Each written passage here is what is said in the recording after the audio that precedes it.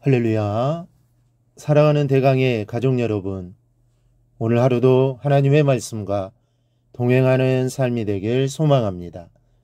오늘 함께 나눌 하나님의 말씀은 고린도후서 11장 2절에서 3절 말씀입니다. 내가 하나님의 열심으로 너희를 위하여 열심을 내노니 내가 너희를 정결한 처녀로 한 남편인 그리스도께 드리려고 중매함이로다.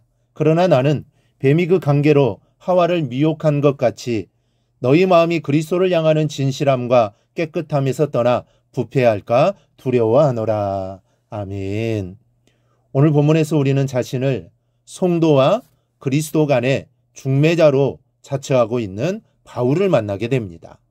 이 바울은 본문에서 유대인들에게 친숙한 중매자의 입장에 서서 고린도 교회 성도들에게 그리스도와의 연합을 설명하고 있습니다. 전통적으로 이스라엘에서는 신랑과 신부가 혼인을 하게 될 때 두 명의 참관인이 있게 됩니다.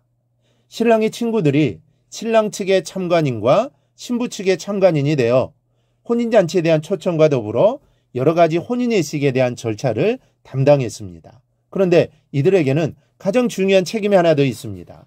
그것은 바로 신랑에게 신부의 순결을 보증하는 일입니다. 이들은 신부가 청순함과 순결함을 잘 간직한 합당한 신부가 되도록 최선을 다해 봉사했습니다. 바울은 오늘 자신을 이런 이치에 세우고 있습니다. 고린도 교회 성도들이 예수 그리스도께 합당한 신부가 되도록 하기 위해서 최선을 다해 노력하면서 고린도 교회 성도들에게 그리스도와의 연합을 위한 두 가지 여건 조건을 말씀합니다. 첫째는 먼저 정결해야 합니다. 신랑이 신부를 만났을 때 신부에게서 냄새가 나고 지저분하다면 기분이 어떻겠습니까? 아마 세상의 어느 신부도 냄새나고 지저분한 더러운 상태로 신랑을 맞이하지는 않을 것입니다. 누구든지 자신의 몸과 마음을 정결하게 닦고 준비하지 않겠습니까? 만약 그렇지 못한다면 결혼할 자격이 없는 사람입니다. 마찬가지입니다. 우리가 예수님을 만날 때 정결해야 하는 것은 기본입니다. 영혼에 붙어있는 각종 더러운 죄, 또 이단 사설에 물들어 있는 잘못된 신앙을 깨끗이 털어내지 않고는 절대로 예수님과 연합할 신부로서의 자격이 없는 겁니다. 주님은 성결하신 분이기 때문입니다. 죄와 주님은 절대로 함께할 수 없습니다. 그러니 만약 우리가 그런 상태에 놓여 있다면 주님과 연합할 수 없다는 것입니다. 그렇다면 여러분은 영적으로 정결하십니까? 또 순결하십니까? 여러분들이 신랑 되신 예수 그리스도를 만나러 하나님의 집에 나오면서도 마음속에 다른 사람에 대한 미움이나 증오, 그리고 옳지 못한 생각과 행실들을 가지고 있다면 그것은 순결하지 못한 신부가 혼인의 식장에 다른 남자를 마음에 품은 것과 같은 일에 해당합니다. 여러분, 세상의 어느 신랑이 혼인예식을 하면서 다른 남자를 더 관심 있게 쳐다보는 신부를 좋아하겠습니까? 세상 것은 있고 오직 신랑이신 예수님만 바라보는 순결한 성도들이 되십시오. 예수님만 사랑하는 정결한 성도들이 되기를 바랍니다. 둘째로 유혹을 이겨내야 합니다.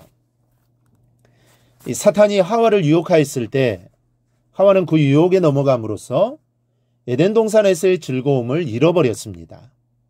성도들이 그리스도인으로서의 정결함을 잃어버리게 되면 하나님의 사랑을 받을 수 없는 것입니다. 따라서 유혹을 이겨야 합니다.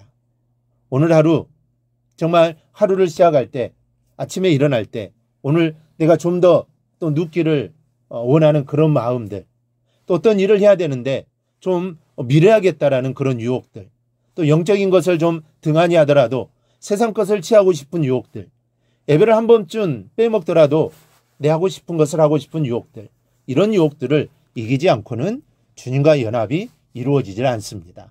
왜 그렇습니까? 예수님께서 마가복음 9장에서 이렇게 말씀합니다. 만일 내 손이 너를 범죄하게 하거든 찍어버리라. 장애인으로 영생에 들어가는 것이 두 손을 가지고 지옥고 꺼지지 않는 불에 들어가는 것보다 나으니라. 만일 내 발이 너를 범죄하게 하거든 찍어버리라. 다리 저는 자로 영생에 들어가는 것이 두 발을 가지고 지옥에 던져지는 것보다 나으니라.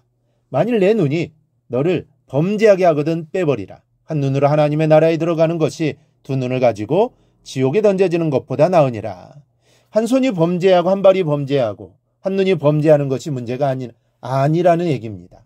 주님이 이 말씀에는 한 번의 유혹을 이기지 못한 한 번의 범죄가 결국 커지고 커져서 영생을 가로막게 될 것이라는 뜻이 들어 있습니다. 우리 속담에도 바늘도둑이 소도둑 된다고 하지 않습니까? 한 번의 유혹을 물리치지 못하면 그것이 결국 화근이 되는 겁니다. 한번 피곤하고 힘든데 오늘 따가로만 쉬자라고 생각해서 한번 쉬어보십시오. 그것이 10번, 20번이 되고 나중에는 예배를 드릴 염두가 나지 않게 됩니다. 이와 같은 이치로 한 번의 유혹을 물리치지 못하면 결국 주님과의 연합이 불가능해지는 사실을 여러분 기억하시기를 바랍니다. 그러므로 유혹은 단호하게 물리쳐야 합니다. 여러분, 결혼식을 앞둔 신랑 신부는 몸무게가 줄어든다고 합니다.